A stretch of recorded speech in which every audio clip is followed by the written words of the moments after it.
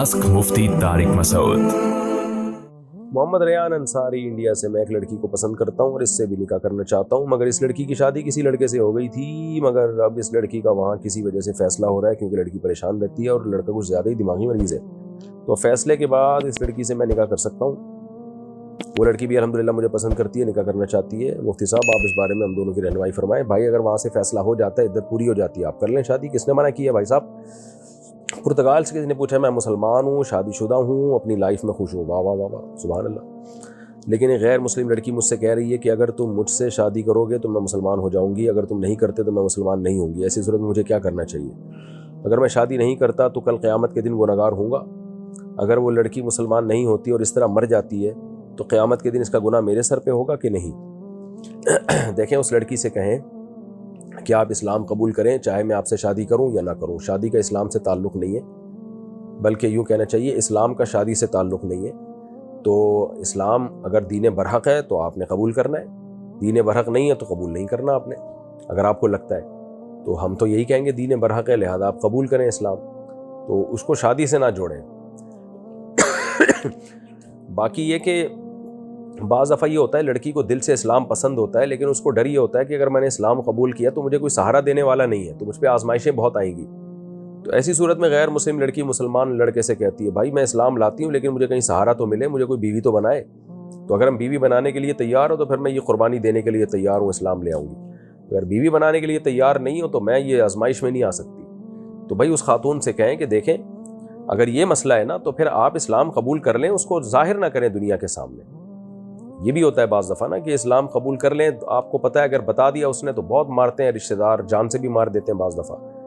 तो उससे कहें लड़की से कि भाई तुम इस्लाम तो कबूल करो ना, कल मैं शहादत पढ़ लो, छुप छुप के नमाज़ पढ़ा करो, तो बाकी अल्लाह माफ़ करने वाला है। जब समझो कि भाई तुम में इतनी ताकत आ गई है तो फिर अपने इस्लाम को नुमाया कर दो, ज़ाहिर कर दो।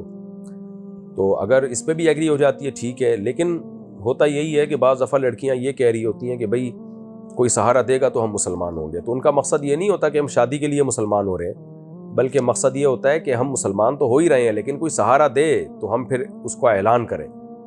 तो अगर ऐसी सूरत हाल है तो फिर आपको शादी कर लेनी चाहिए, लेकिन नहीं करेंगे तो गुनाहगार नहीं होंगे आप। यानी ये नहीं होगा कि वो इस्लाम ना लाना आपके खाते में डाला जाएगा। हाँ, ये ज़रूर है कि एक महरूमी की बात हो जाएगी कि एक औरत को मुसलमान करने का मौका मिला था, आपने ज़ाया कर दिया। नबी सल्लल्लाहु अलैहि वसल्लम ने फरमाया, ला अन यहदी अल्लाहु बिका रजुलन वाहिदन खैरुल लका मिन हुमरिन नअम, कि अल्लाह तुम्हारे ज़रिए से किसी एक शख्स को भी हिदायत दे दे, सुर्ख ऊँटों से ज़्यादा ये तुम्हारे लिए बेहतर है। सुर्ख ऊँट उस वक्त की यूँ समझ लें कि BMW आप समझ लें, तो बहुत बड़ी नेमत है ये कि आपके ज़रिए अल्लाह किसी एक को हिदायत दे। तो ये तो मसला हो गया। बहरहाल आप शादी नहीं करते और वो कुफ्र में मरती है तो आप गुनहगार नहीं होंगे, लेकिन कर लेते हैं तो आपको बहुत ज़्यादा सवाब मिलेगा।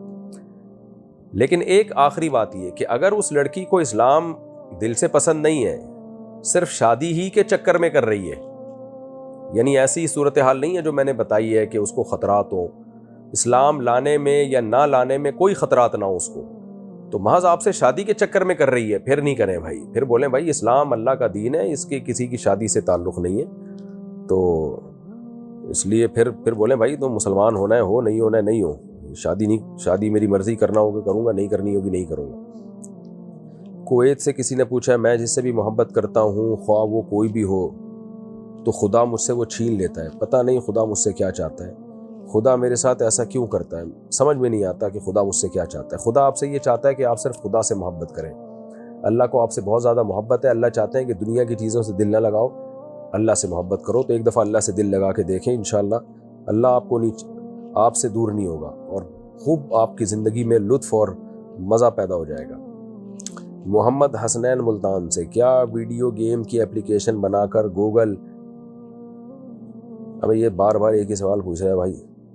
इंडिया से किसी ने पूछा, एक लड़का जिसकी उम्र 26 साल है, फैमिली की तरफ से रुकावटों की वजह से वो शादी न कर सका क्योंकि उसके बड़े भाइयों की भी अभी तक शादियां नहीं हुई। इसने अपने जज्बात पर काबू रखने की कोशिश की मगर नाकाम रहा और बदकारी कर बैठा।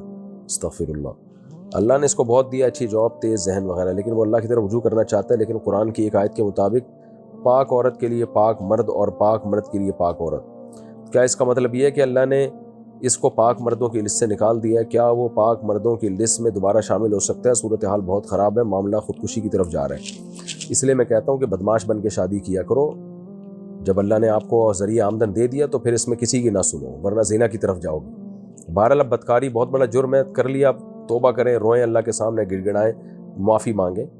تو جو سچی معافی مانگ لے، سچی توبہ کر لے، گناہ چھوڑ دے، تو وہ اللہ کی نظر میں پاک دامن لوگوں میں ہی شامل ہے۔ تو اب ان سے کہیں نکاح میں تاخیر نہ کریں اور پرانے گناہ کو بھول جائیں، بس اب جلد سے جلد نکاح کریں۔